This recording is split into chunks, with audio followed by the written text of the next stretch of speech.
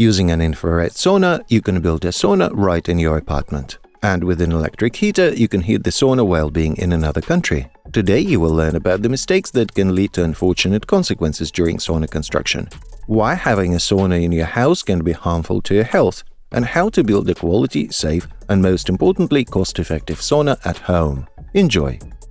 Before starting the construction of a sauna in your home, you need to decide what type of sauna you want. The choice is actually vast. Let's take national saunas for example. Each type of sauna will differ depending on the country where they were conceived.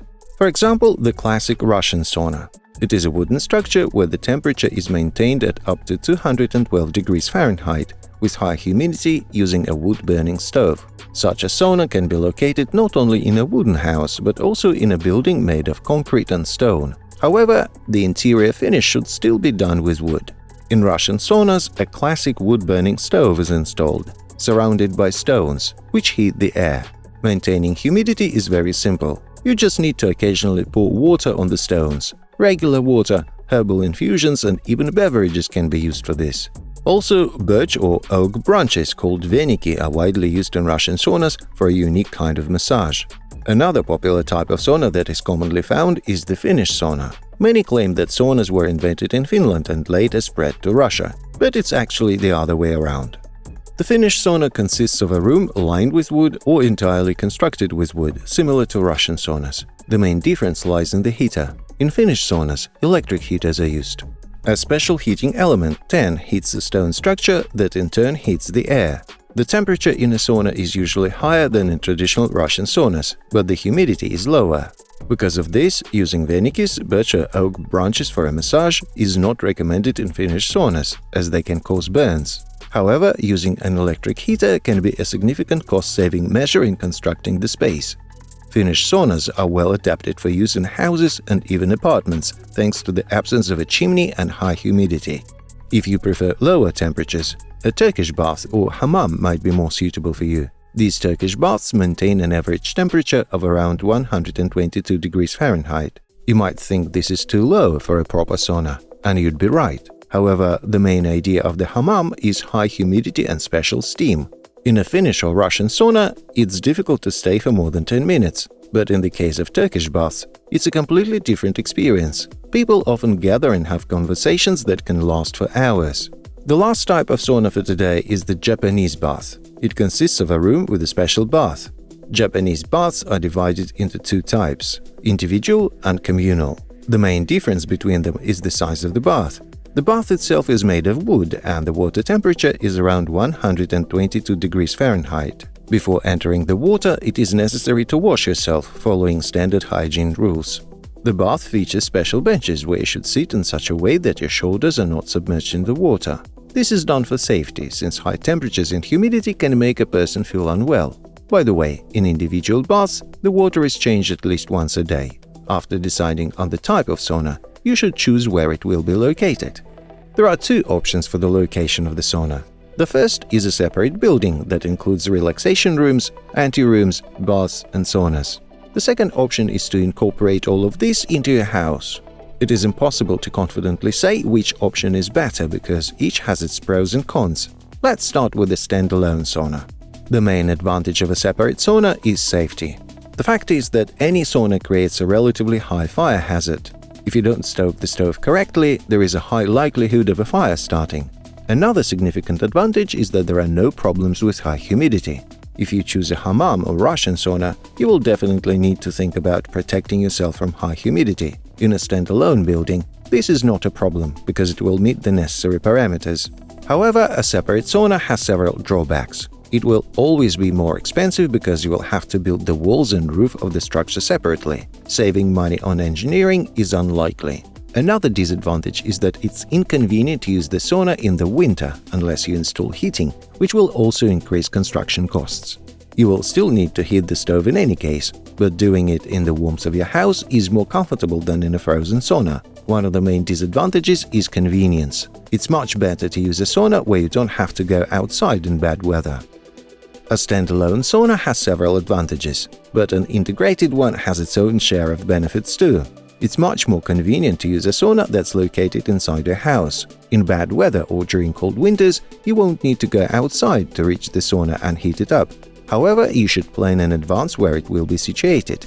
There are certain restrictions when building an integrated sauna in a residential house, such as the need for proper waterproofing, good ventilation, and a solution for the increased fire hazard. All of these aspects need to be considered at the building design stage. If you address all these nuances, you can save a substantial amount of money. You won't need to construct a separate building, which can consume a significant portion of your budget. Additionally, you won't have to spend extra on maintaining a separate structure. Heating can operate from the existing system, as can water supply and sewage. In winter, you won't face issues where a frozen pipe leaves your sauna without water.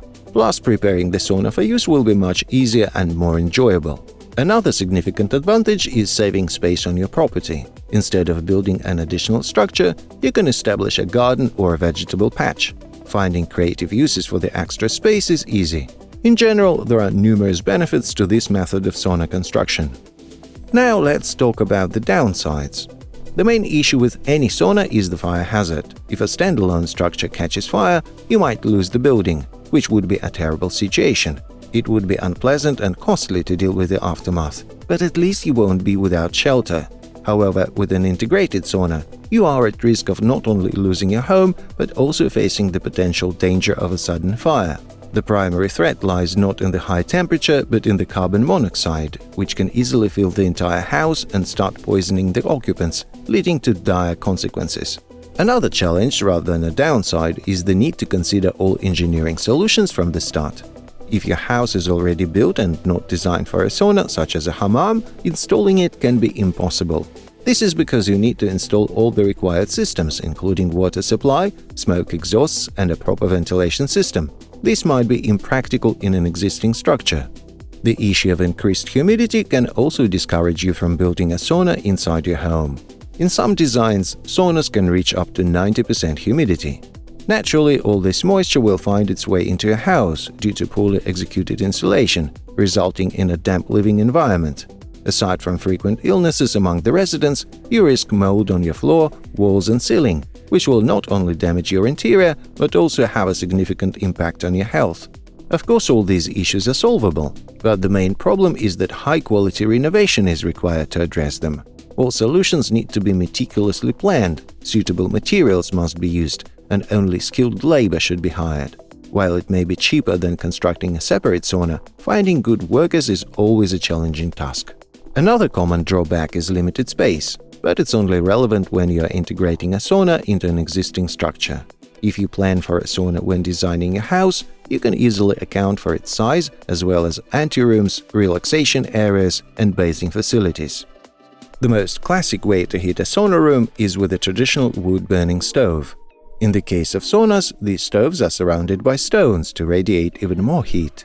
This heating method is the simplest but carries several drawbacks. For example, you cannot integrate such a stove into an existing house, as it significantly increases the fire hazard in the room. You also need to plan how to create a chimney and where to store the firewood.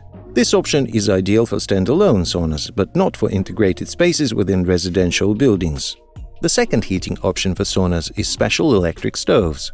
These stoves consist of standard tubular electric heaters with a stone facing for better heat distribution. The advantages of these stoves are that they are easy to place in the house, very user-friendly, and there's no need to think about fuel storage. They have very few drawbacks, but the most significant one is quite serious. You should not pour too much water on these stoves, as it can lead to the electric heating elements burning out. Repairs will take not only time but also a significant financial investment. The third heating option for saunas is infrared emitters. The basic principle is that they heat the human body, not the air in the room. Naturally, this means that maintaining the desired humidity in the space is challenging, and the steam bathing experience is quite different from the traditional versions. However, the advantage of this option is that you can build a sauna even in an apartment. Furthermore, it won't increase the humidity in your living space, and the risk of a fire is minimized. Overall, if you want a sauna at home and don't mind the type, this option will suit you perfectly. Next, we'll discuss the technical solutions that need to be considered during construction, as well as how to finish the sauna.